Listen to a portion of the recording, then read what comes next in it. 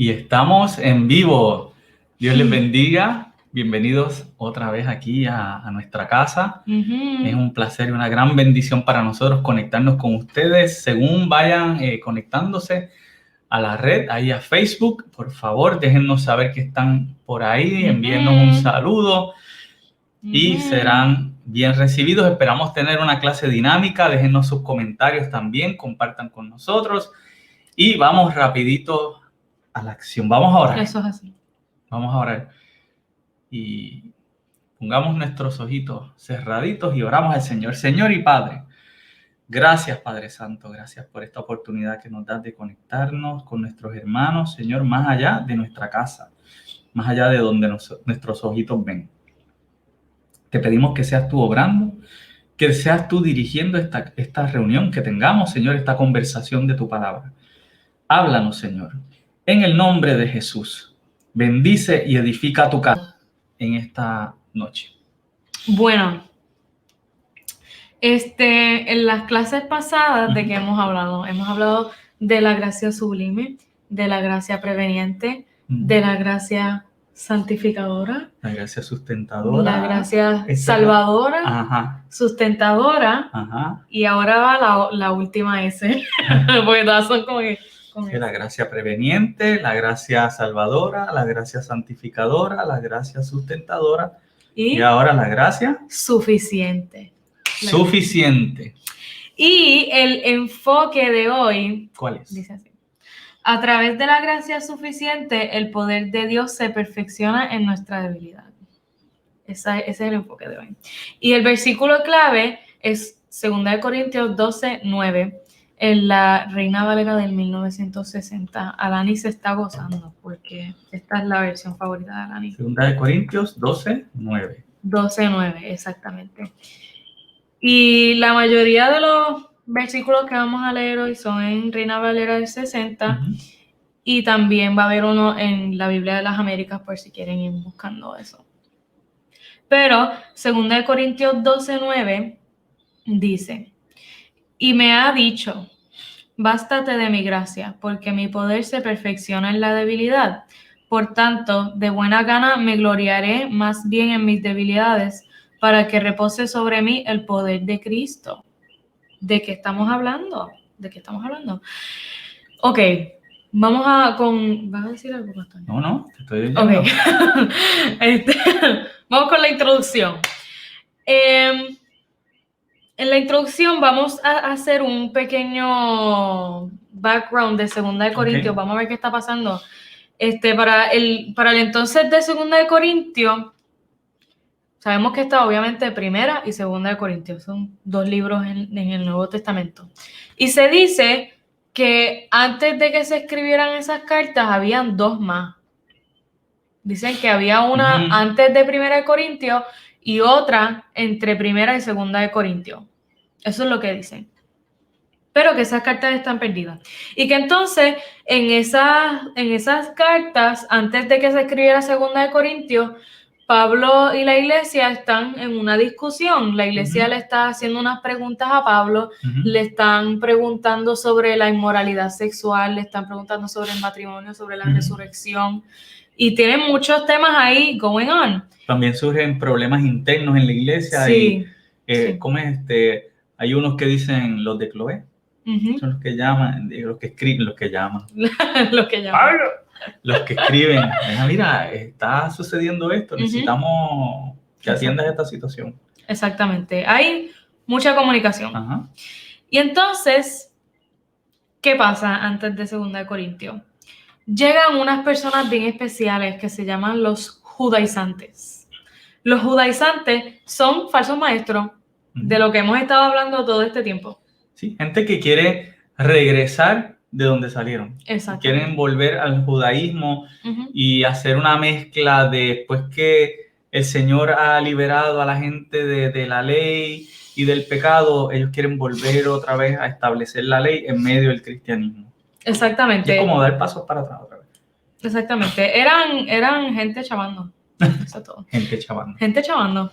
Y la gente chavando pues llegó a la iglesia de Corinto Y empezaron a hablar de las cartas que Pablo había enviado y le estaban diciendo a la iglesia de Corinto, mira, yo no sé, pero ese tipo como que, ¿tú le crees? ¿Tú le crees lo que le está diciendo? Y entonces empezaron a calumniar sobre Pablo y empezaron a hacer que la iglesia cuestionara la autoridad de Pablo, ¿verdad? Pablo no se puede decir que era pastor de la iglesia, porque él fundaba la iglesia, pero después se iba, o a veces la iglesia los llamaba para recibir consejos y él iba y los visitaba y después se iba, él estaba corriendo. A lo mejor fue una iglesia que él no fundó, en algunas ocasiones no la fundó, pero las pastoreó. Exactamente. A veces las pastoreaba a distancia, desde la cárcel le escribía. Anyways, la cosa es que estas personas, o sea, Pablo tenía autoridad sobre las iglesias. Él tenía autoridad sobre las iglesias, era un anciano, por decirlo así, uno de los ancianos de la iglesia. Y los judaizantes estaban cuestionando esa autoridad. Y en 2 de Corintios se hablan muchos temas, pero casi todos los temas se dirigen a la autodefensa de Pablo. Sí. ¿Verdad? La defensa de su apostolado. Exacto, él se está defendiendo. Lo que pasa es que Pablo viene a ser un apóstol no convencional. O sea, los apóstoles pues habían caminado con Jesús, habían sido testigos de la resurrección, ¿verdad? Y eso era parte integral del ser llamado apóstol, ¿verdad? Hoy en día mucha gente se llama apóstoles y eso pues nosotros no lo aceptamos por el hecho de que los apóstoles en aquel momento pues eran aquellos que habían visto, habían sido testigos del Cristo resucitado. Pero Pablo entonces fue llamado por el Cristo resucitado. No participó de su ministerio en vida, pero fue llamado, ¿verdad? Entonces, pues él dice, pues mira, soy apóstol de Cristo. Pero entonces están, ¿verdad? Hay otros que se hacen llamar apóstoles también, que de eso nos hablará más. Exactamente. Adelante. Estas personas, Pablo les decía a los superapóstoles. Que son más allá de los apóstoles porque de los 12. Ellos eran una cosa que ellos decían que ellos estaban brutales porque ellos seguían la ley. Ellos seguían la ley y ellos tenían un guille encima. Tenían el mismo guille de los fariseos, algo así. Y entonces, pues la cosa es que Pablo, a través de 2 de Corintios, él expresa su debilidad. Él dice, mira, yo no soy como los superapóstoles tuyos, que dicen que todo lo pueden y que son brutales. Pues no, yo tengo fuerza por el Señor, pero tengo mis debilidades también. Los superapóstoles se veían como unas personas invencibles porque eran, vamos a decir, porque eran cristianos. Se veían invencibles a sí mismos y también pues confiaban en sus capacidades. Pablo en algunas ocasiones dice, mi capacidad viene de Dios. No, yo no pretendo saber nada sino a Cristo. Eso es lo que yo sé. Exactamente. Estas otras personas, no, pues ellos eran sabios en sus opiniones y otras cosas. Exactamente, pues Pablo se defiende a él mismo diciendo, mira, yo fui llamado por el Jesús glorificado, por el Jesús resucitado, me pasó esto y esto y esto. E incluso dicen que 1 y 2 de Corintios son de las cartas más personales, más personales, donde Pablo más expresa quién es. O sea, gracias a 2 de Corintios nosotros sabemos mucho del carácter de Pablo. Y nos enseña mucho sobre cómo él actuaba respecto a ciertas situaciones, respecto a ciertos problemas de la iglesia. Y ahí vemos, ¿verdad? En 2 de Corintios 11 están todas esas, el relato, ¿verdad? Él condensa todas las cosas que le pasaron, de los naufragios, las veces que lo azotaron, las veces que fue apedreado. Y eso no lo relata en otras áreas, sino que ahí en Corintios es que él como expresa, unos credenciales. Sí, eso es como que, bueno, yo estoy achichonado por todos lados. Estoy chavado. No tengo un lado sano. Estoy chavado, mano. Pero todo por Cristo, ¿verdad? Exactamente. Mira, la iglesia de Corinto eran malitos. De verdad que yo creo que ellos eran la iglesia más mala que Pablo tuvo, que de verdad que eran bien malos. Terriblito. De verdad que eran terribles. Bueno, en los 3 puntos que vamos a tocar hoy, el primero es aguijón. aguijón, ¿verdad? Son los 3 puntos que vamos a tocar, son como tres palabras clave entre 2 Corintios 12, de los versículos del 7 al 9 por ahí. Ujú. Son como las 3 palabras que más se conocen en esa porción. Y para aguijón, vamos a leer 2 Corintios 12, del 7 al 8. Vamos a llegar hasta el 8 en la Reina Valera del 60 también. Saludamos a este jovencito Ruby Murphy, que está por ahí. Dice Amén. que nos vemos y nos escuchamos de show. Ruby siempre Wow. dejándonos saber cómo está la cosa allá al otro lado. Bendiciones, Ruby. Exactamente. Amén. Y 2 Corintios 12, del 7 al 8 dice así: y para que la grandeza de las revelaciones no me exaltase desmedidamente, me fue dado un aguijón en mi carne, un mensajero de Satanás que me abofetee, para que no me enaltezca sobremanera. Respecto a lo cual 3 veces he rogado al Señor que lo quite de mí. Eso es lo que dice, bien chuchín. ¿Qué es las revelaciones de las que está hablando Pablo? Pues el Señor le dio una revelación a Pablo y él dice que se lo llevó al tercer cielo y que Pablo estaba medio desorientado y no sabía si estaba en el cuerpo o en el espíritu o en, yo no sé. El tipo, el Señor se lo llevó, bye. Y el tipo tuvo una revelación bien brutal del Espíritu Santo. Y él dice que se le dieron palabras que él ni puede expresar, que no se las puede dar a la iglesia, que no se las puede decir a nadie. O sea, fue una experiencia. Sí. Y esa experiencia, no, ¿cómo podemos decir? Él no está tratando de explicar, ¿verdad? Si uno se va en el enredo de decir, pero ¿cuántos cielos hay? ¿Hay un cielo, 2 cielos, 3 cielos? Él no está tratando de definir, de dar una explicación científica de cuántos cielos hay o una definición específica espiritual de cuántos cielos hay. Él está diciendo, mira, yo estuve en el cielo. Eso es lo que está tratando de decir. Estuve en la presencia de Dios. El punto es que estuve en la presencia de Dios. El punto es que estuve en la presencia de Dios, y porque si uno se pone a ver esos detalles que no son tan, o sea, él no está tratando de explicar, el punto no es explicar el cielo, es con quién estuvo, cuál fue la experiencia. Si uno se va por las ramas y no ve el tronco, te pierdes de la bendición tan grande. Y él dice, yo estuve en el cielo, en la presencia de Dios. Exactamente. Eso es lo que él quiere que lo sepa. Y ya. Entonces, en cuanto, ya sabemos qué pasó en la revelación, que es el revolú. Y dice que me fue dado un aguijón en mi carne. Y este aguijón es como uno de los misterios más grandes de la Biblia. O sea, nadie sabe qué rayo es el aguijón. ¿Qué es el aguijón? Nadie sabe qué es el aguijón. No lo entendemos. Hay muchas interpretaciones, muchas maneras de verlo. Hay algunos que dicen que eran las tentaciones carnales. Hay otros, Martín Lutero decía que era la persecución, que era la oposición de la iglesia, la persecución contra la iglesia y la oposición que tenía la iglesia contra él. John Calvin decía que eran tentaciones espirituales, también decía que eran orgullo. Hay muchas maneras de verlo, pero en realidad nadie sabe qué es. Lo que sí sabemos es que el aguijón le estaba doliendo mucho a Pablo. O sea, le duele tanto que lo llama un aguijón en la carne. Y ¿verdad? En este caso, carne no es sarx, ¿verdad? Sino que creo que es soma. O sea, es el cuerpo. No es un aguijón en su debilidad carnal hacia el pecado, sino que es en su cuerpo. Su cuerpo le duele. Físicamente. ¿Sabe? Puede ser algo emocional, puede ser una depresión, puede ser una enfermedad física, pero es algo que le duele y le atormenta. Exactamente.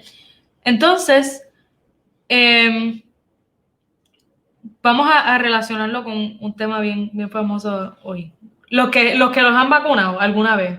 No tiene que ser ni la vacuna del COVID, los que los han vacunado alguna vez en su vida. ¿Cómo son las vacunas? ¿Cómo se llama eso? Aguja.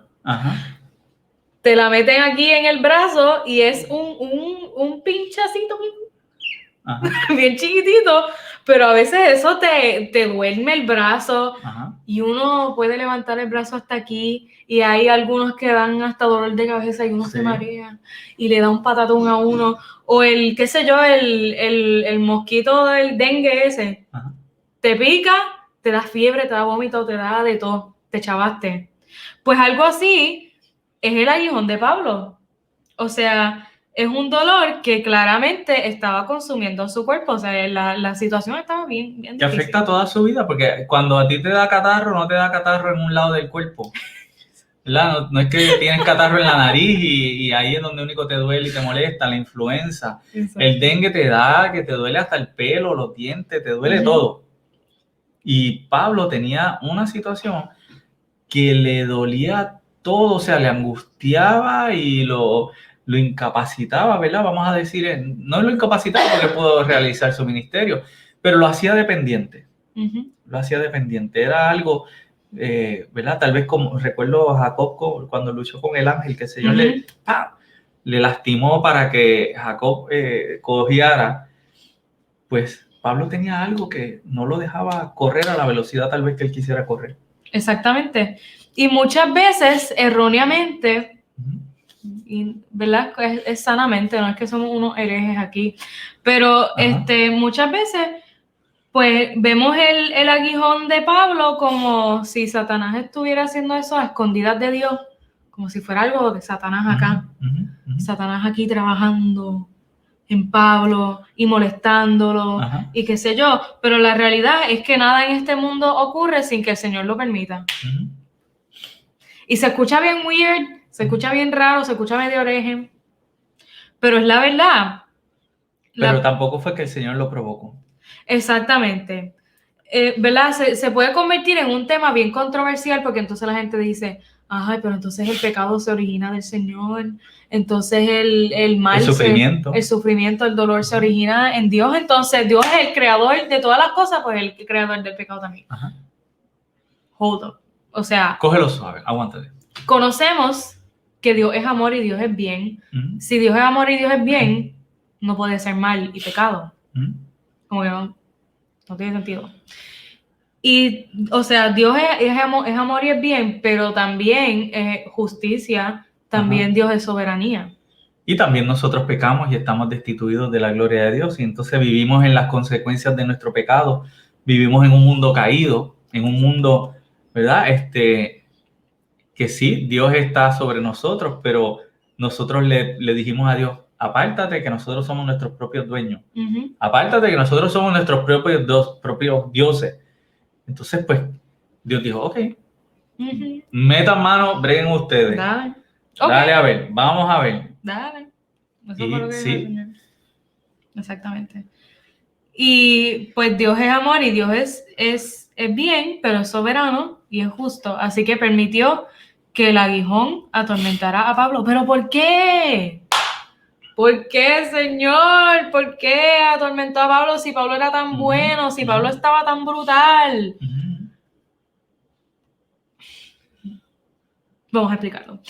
Lo curioso de la soberanía de Dios es que aunque el mal proviene de Satanás, Dios la utiliza para glorificarse a él mismo.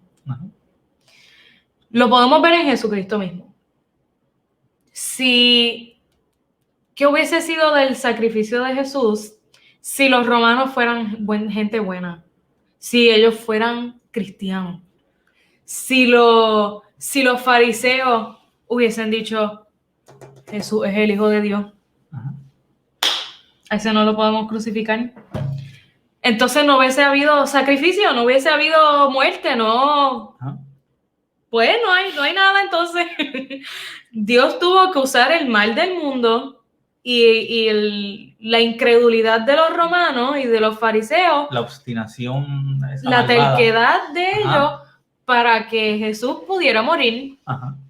Y si no hubiese sido por la maldad del mundo, Jesús no hubiese podido morir. Y la maldición de la cruz era necesaria, o sea, era necesaria la cruz. No era un pelotón de fusilamiento, no era la horca, no era la cámara de gas, lo que necesitaban era la cruz, que tenía un símbolo, o sea, que tenía un significado específico, que era maldición y pecado.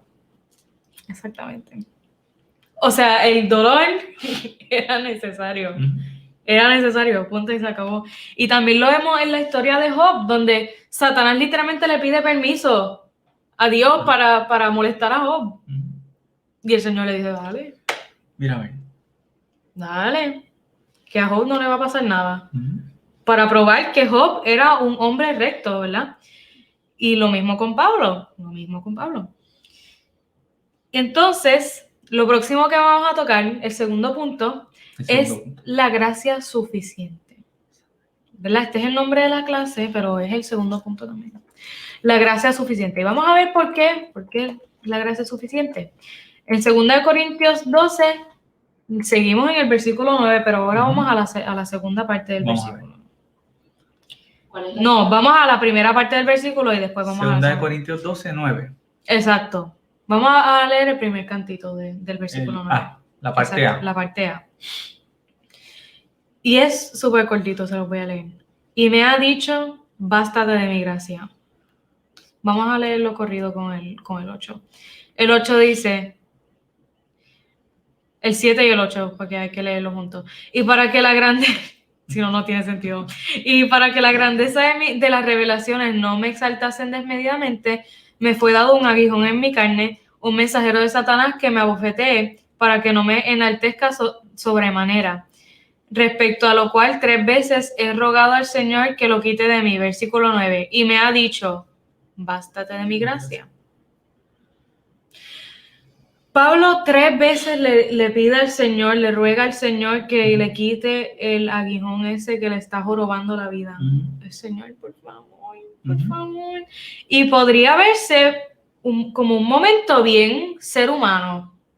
O sea, yo veo a Pablo y Pablo para mí es como que, este tipo está brutal. Y uno ve a Pablo como que un superhero. O Invencible. Sea, sí, Pablo se ve como una cosa brutal. Sí. Pero aquí Pablo muestra su debilidad, así mismo como Jesús le dijo al Padre, Padre mío, si es posible, pasa de mí esta copa. Sí. Es un momento de humanidad normal, de debilidad.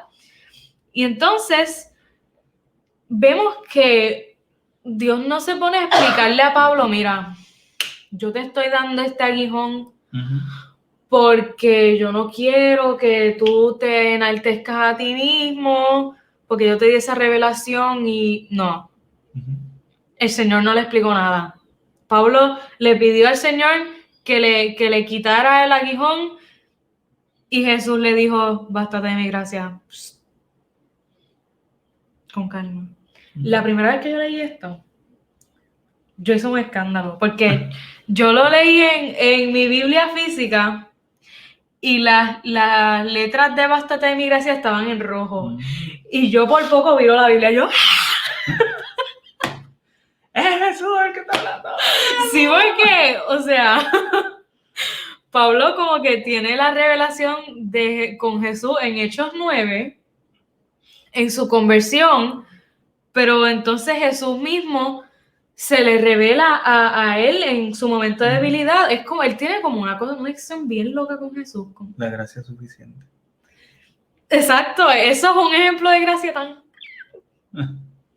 En la conversión de Pablo vemos la gracia preveniente. Bien brutal, bien brutal. Pero la gracia suficiente se ve súper marcada en esta parte, porque ya Pablo es discípulo de Jesús, ha pasado por cuanta cosa hay. Sin embargo, tiene un momento de debilidad y se le aparece el mismo Jesús que lo llamó. A lo mejor Pablo mismo, no estoy diciendo, esto no lo dice la palabra, no está seguro, pero a lo mejor Pablo estaba teniendo sus dudas sobre su autoridad en la iglesia. A lo mejor él estaba dudando de su llamado. Imagínate, con todas las acusaciones que le hacían. Sí, Pablo está en un momento de crisis de fe y ¿cómo es? Él dice que ya lo ha pedido varias veces, que el Señor le quite esto, ¿verdad? O sea, y ahí el Señor en esa crisis de fe, al igual que el Señor hace con nosotros, ahí viene a sostenerlo. No le dice, pues, eso te pasa por todas las cosas que hiciste. O, pues, mijo, esa es la condición humana que tú tienes, brega con eso. le dice, mi gracia es suficiente. Yo estoy aquí contigo, Pablo. Yo te estoy escuchando y estoy aquí contigo. Eso es suficiente. Wow. Exactamente. Y el cristiano real no debe vivir de explicaciones. Nosotros no somos quienes para estar pidiéndole explicaciones al Señor. Nosotros no necesitamos explicaciones del Señor, si el Señor lo sabe todo, sino que vivimos de promesas. Así como bástate de mi gracia fue una promesa. Lo que pasa es que no vivimos de explicaciones hasta que nos pasa algo a nosotros y queremos una explicación de parte de Dios. Y lo primero que preguntamos es ¿por qué? ¿Por qué me pasa a mí, Señor? ¿Verdad? Y pues es muy humano. Tampoco dice la palabra que Dios no castigó a Pablo por haber pedido o a Jesús por haber pedido que pasara la copa de él. Sino que pues en esos momentos Dios escucha, pero no se envuelve en un dime y direte con la persona, sino lo lleva en otra dirección, una dirección que le dé paz, que le dé bendición, ¿verdad? Que vea la gracia que tú hablas. Exacto. Y David Busick, en el libro, lo voy a citar, dice, la gracia suficiente es la manera en que el Señor nos dice, cuando llegues al final de tu fuerza humana, te daré mi fuerza sobrenatural. Cuando se agote tu energía, mi energía se hará viva en ti. Cuando no puedas ir más lejos, te recogeré y te llevaré cargado. Descansa en mis brazos un rato. Amén. Y eso me hizo recordar tanto a la clase que dimos de Holy Diet, de la clase que hablamos del ayuno, que hablamos de los dos ayunos sobrenaturales, el de Moisés y el de Jesús, en cómo se parecían y qué sé yo. Y entonces, pues Jesucristo en este ayuno, biológicamente, se supone que se muriera. Y Moisés también. O sea, la cantidad de días que Jesús pasó sin comer y sin beber agua era para morirse. Es para morirse. Y aún con el detalle que a veces dejamos pasar, que Jesús pudo haber estado más de 40 días en el desierto, que en el día número 40 fue que Satanás se le apareció en el desierto, pero pudo haber estado más días todavía. 40 días están registrados en el libro de Mateo, pero solo Dios sabe cuántos días estuvo Jesús allí. Y entonces me parece curioso que aunque Jesús mismo es la gracia lo sostiene en el desierto. La gracia del Padre lo sostiene en el desierto físicamente. Por eso Él dice no solo de pan vivir al hombre. Porque la gracia literalmente está haciendo que Él sobreviva. Y así funciona. La gracia suficiente nos lleva hasta el borde de nuestra capacidad humana para mostrar su capacidad. Amén. Porque, díganme ustedes, si estuviéramos tranquilos todo el tiempo, si estuviéramos bien, si estuviéramos súper chill todo el tiempo, súper bien, no hay problemas, no hay situaciones, no hay dificultades, estamos bien, pues entonces no dependeríamos del Señor. Y este mismo es el testimonio que lleva Pablo. Cuando Pablo se convirtió, tuvo que estar ciego primero. Porque el Señor le estaba enseñando, mira, tú eres un fariseo y todo, pero tú no estás tan brutal, tú me necesitas a mí. Eso es lo que el Señor le está tratando de enseñar a Pablo. Pablo tuvo que ir a donde Ananías para que pudiera recobrar la vista. A donde uno allá que es cristiano, de los que lo odia tanto. Tuvo que depender del Señor. Y si por alguna razón nosotros rechazamos la gracia suficiente del Señor, adoptamos la autosuficiencia de la que estábamos hablando en la clase de la gracia salvadora, el moralismo y la autosuficiencia que estábamos hablando. Cuando venimos a ver, si seguimos con la autosuficiencia y no necesitamos la gracia del Señor, llegamos a la destrucción. ¿Por qué? Cuando llegamos a nuestro límite, cuando llegamos a lo último de nuestra capacidad humana, no tenemos nada de lo que sostenernos después. La función de la gracia suficiente es aguantarte cuando tú estés en lo último. ahí en el borde, ¿verdad? Y si rechazamos eso, pues al momento de que el Señor nos lleve al límite. Y hablamos del sufrimiento como si fuera algo, podríamos pensar, pero pues mira, los cristianos sufren, pero es que todo el mundo sufre. Ujú. O sea, o tú vas a escoger sufrir con la gracia que te sostiene o con, no sé, como dice la gente ahora, que con las buenas vibras, con la fuerza del universo. Pelean como gato boca arriba por tal de no mencionar a Cristo ni a Dios, Ujú. pero entonces, haciéndose tan inteligentes y sabios, dicen que la fuerza del universo, que las buenas vibras, que la vida, que qué sé yo. No, pues eso no es. Ujú. O sea, el sufrimiento va a llegar, van a llegar situaciones a nuestra vida que no van a tener a veces solución, ni solución inmediata. Y ahí es que vemos entonces la gracia, cómo se manifiesta Ujú. en nuestra vida. No es la buena vibra, no es la fuerza del universo, no son los planetas que se alinearon. Y eso debe, o sea, algo tan impersonal como las buenas vibras, como la fuerza del universo, como la vida.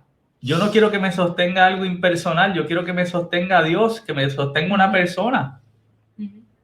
Yo no quiero que me sostenga el celular o el internet. Cuando uno sufre, uno necesita ser abrazado por una persona, no por una cosa, no por un robot. No necesita ser abrazado por las energías del universo. Por el Como dice aura. por el aura y todas las loqueras que dice la gente. Ahí está la gracia de Dios, y la gracia de Dios es una persona y es Cristo Jesús. Exactamente. Power. Toma. Y ahora vamos al último punto. Vamos al último punto. La gracia perfeccionada. Perfeccionadora. Perfeccionada. Perfeccionada, dije. Perfeccionadora. Y para la gracia perfeccionadora, Perfeccionada. no sé. Vamos a ir a la parte B del versículo 9. La parte del versículo 9. Dice, porque mi poder se perfecciona en la debilidad. O sea, corrido dice, bástate de mi gracia, porque mi poder se perfecciona en la debilidad. Y nosotros decimos eso como el papagayo. Como que mi poder se perfecciona en la debilidad. Así mismo como decimos, el Señor es el autor y el consumador de la fe. ¿Qué rayo significa eso? ¿Qué se come? Como dicen por ahí. ¿Verdad? Lo decimos como si fuera algo tan obvio, pero a veces no sabemos ni qué es lo que estamos diciendo. ¿Qué es eso de que el poder se perfecciona? El poder del Señor ya no es perfecto. ¿Por qué se tiene que perfeccionar? Perfeccionadamente perfecto. Vamos a ver. La palabra perfecto, obviamente, you guessed it, no significa lo mismo en español que en griego o en hebreo. ¿Por qué? Como la mayoría de la Biblia. Muy bien. En el Antiguo Testamento hay dos definiciones de la perfección o de perfeccionar del verbo. Bendiciones a Iván Otero, que nos saluda en esta Amén. noche. Bendiciones para usted también. En el Antiguo Testamento, perfeccionar o perfecto se utiliza como tamim. ¿Y qué significa tamim? ¿Qué significa tamim? Tamim se usa en referencia a la perfección de los sacrificios del Antiguo Testamento, a los animales, los corderitos. Ese era el ¿verdad? Ay, mira, se me salió la pantalla, qué bien. En el Antiguo Testamento, pues el Señor le da unas leyes al pueblo de Israel y le da unas leyes regarding a los sacrificios, de cómo tienen que ser, que si no pueden estar sucios, que si no pueden estar ciegos, que si no pueden tener la patita jodida, que si hay muchas cosas, o sea, él tiene que estar saludable, perfecto, bien bonito, sanos y completos.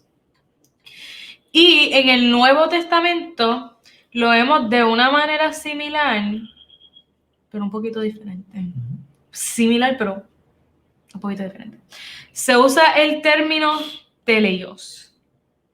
Teleios. Y teleios, a mí se me pareció mucho a teleiotis, que teleiotis se usa como consumador, en autor y consumador. que también consumador significa perfeccionador, Ajá. ¿verdad? En inglés la Biblia siempre dice author and perfecter, perfeccionador. Yes, sir. Y teleios es ser humanos imitando a Cristo. Es bien ¿Escuchaste eso? sobre Jesús, sobre Jesucristo, sobre ser humano, pero ser como Dios a la vez. Por eso Pedro cita a Jesucristo diciendo, sed santos porque yo soy santo. Dice, sed teleios porque yo soy teleios. Okay.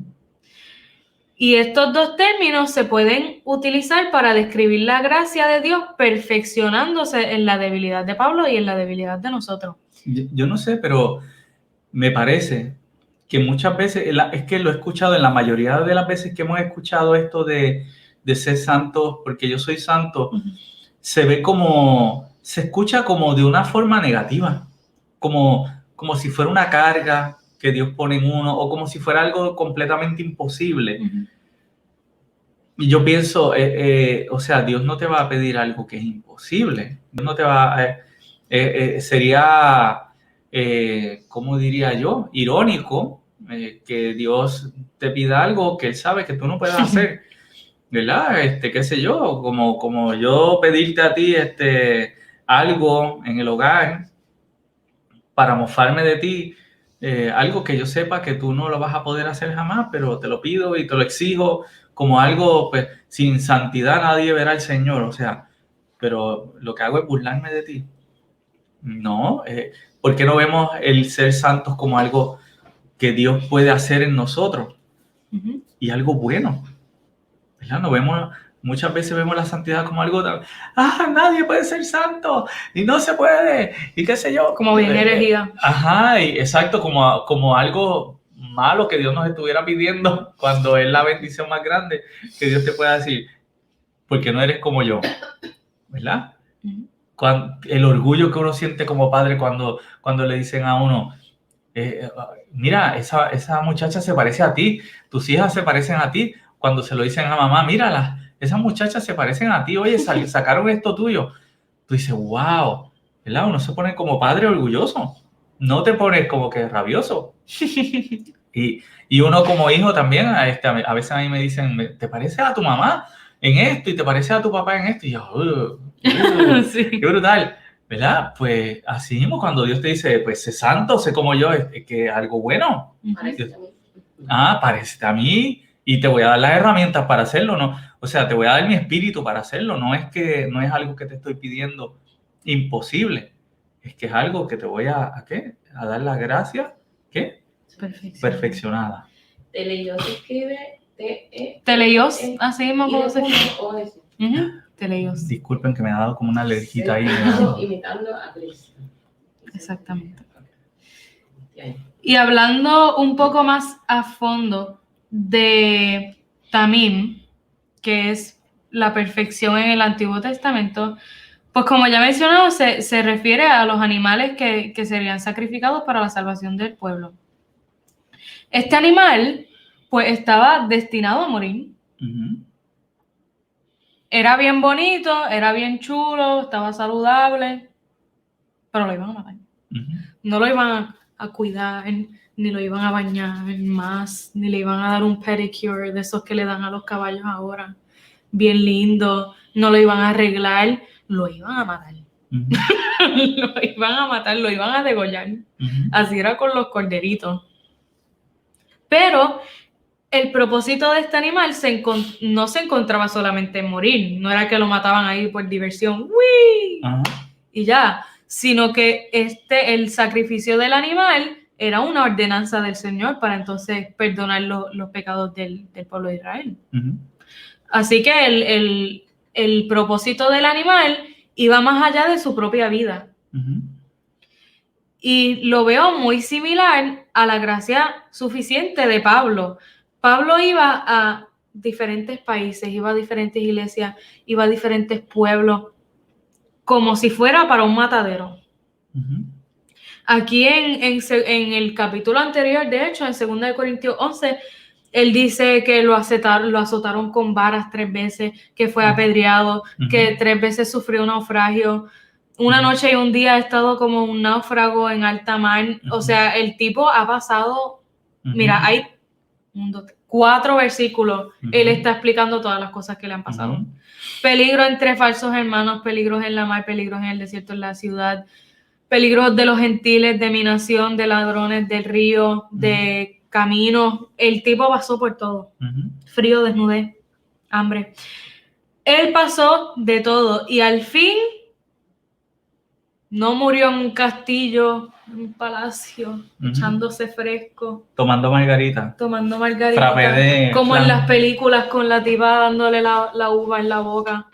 Así. No. No murió tomando frappé de flan. No, frappé de flan, de sabor frappé, no. No murió así. Lo mataron.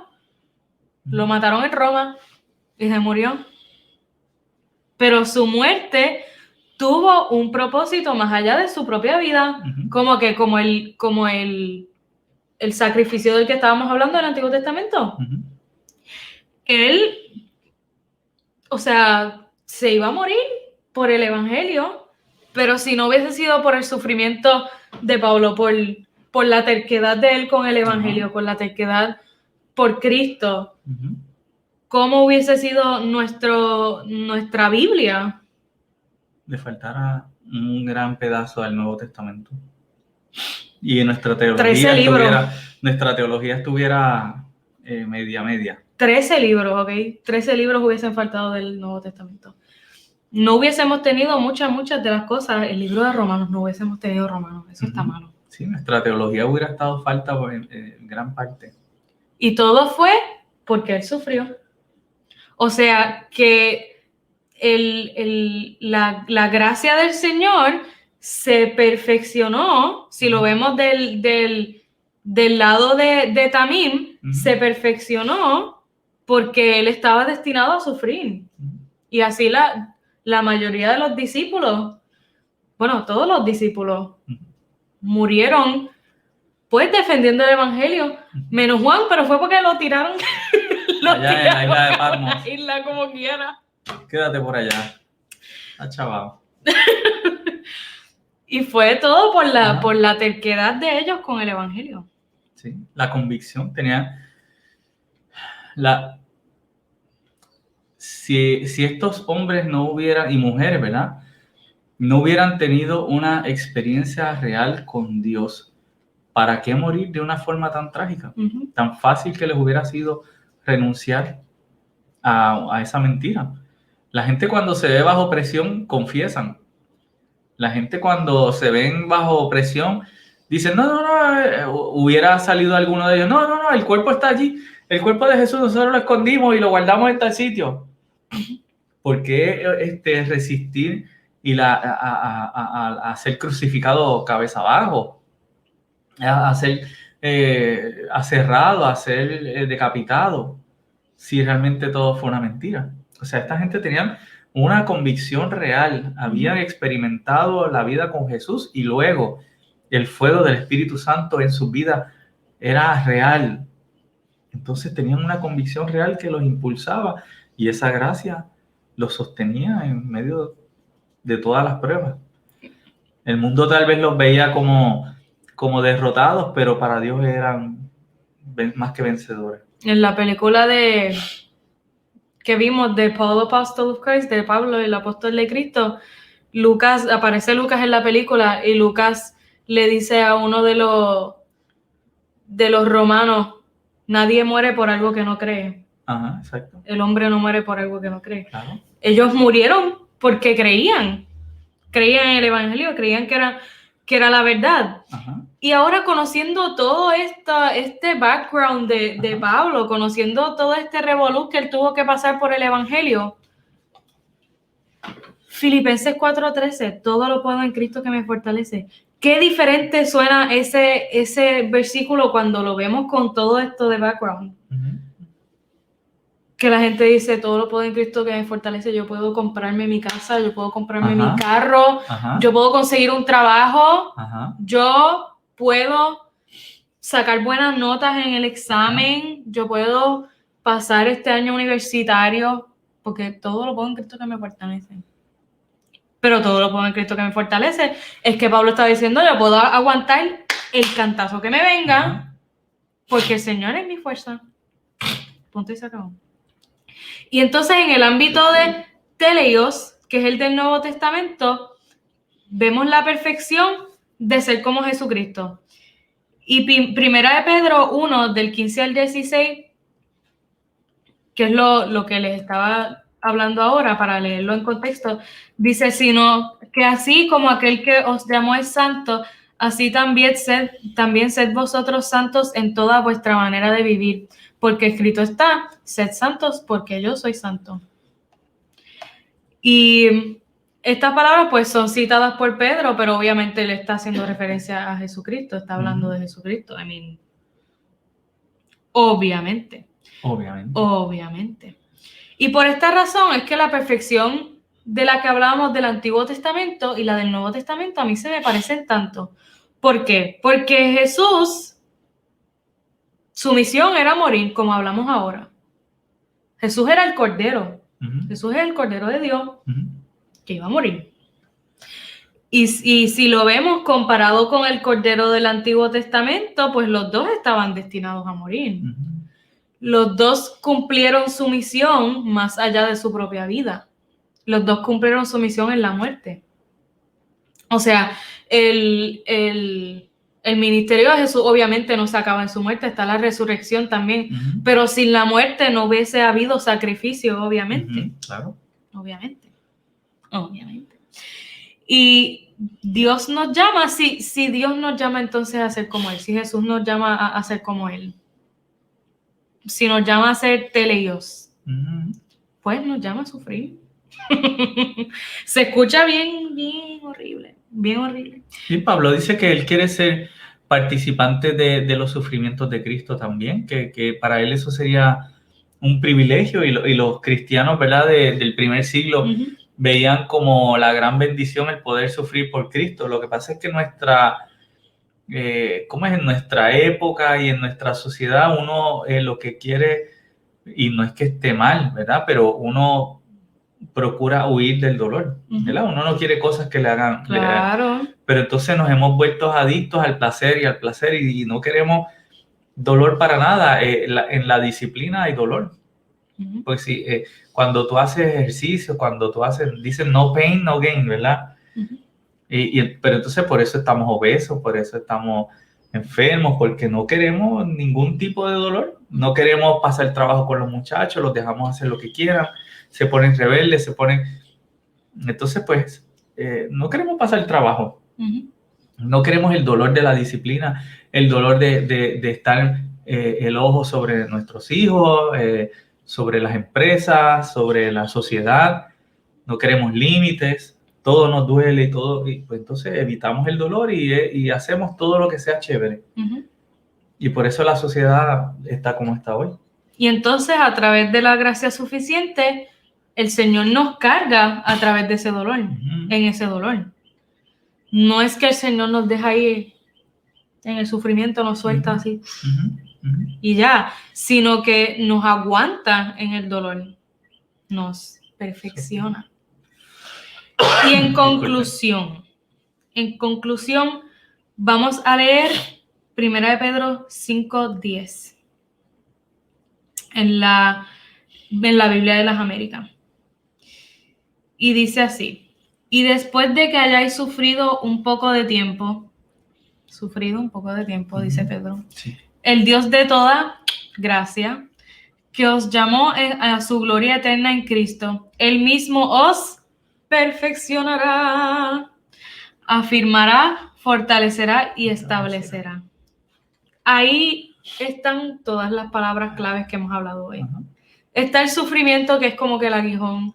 Está el Dios de toda gracia, que es la gracia suficiente. Y la gracia perfeccionadora. Ahora lo dije yo. La gracia perfeccionada. La gracia perfeccionada. Y a este punto, pues fácilmente podemos decir que el sufrimiento entonces vale la pena. Pedro dice que después de que hayamos sufrido, entonces el Dios de gracia nos perfeccionará. Conociendo entonces la definición de perfeccionar, teleios, podemos entender que después del dolor y la tribulación, el Señor es quien nos sostendrá y no nuestras propias capacidades humanas. El Señor es quien suple y es quien nos hará como Cristo resistentes. Amén. Dios no solamente nos da su gracia suficiente para aguantar el sufrimiento. No solamente para eso, hay algo más allá. Porque eso lo puede hacer cualquier persona. Hay muchas personas inconversas que han sobrevivido el cáncer y que han echado para adelante con sus vidas. Ajá. El maltrato, el abuso. maltrato, el abuso doméstico, Sí. muchas cosas, Sí. muchas cosas, accidentes de carro, quemaduras, Sí. disabilities, muchas cosas. Pero la diferencia es que Dios hace que estas dificultades trabajen a favor de nosotros y para su gloria. En el Señor, estas dificultades hacen que nuestro carácter sea más como el de Jesús. Y algo bien curioso que me gustó mucho del Bible Exposition Commentary que estaba leyendo, donde saqué esto, dice algo bien cool, que es que la gracia de Dios no hace que nuestro sufrimiento se convierta en nuestro tirano y nos controle, sino que hace que el sufrimiento sea nuestro sirviente y quien trabaje para nosotros. Ajá. Que entonces ya el sufrimiento no es quien controla nuestras decisiones, sino que nosotros y el Señor tiene poder sobre nuestra debilidad. Amén.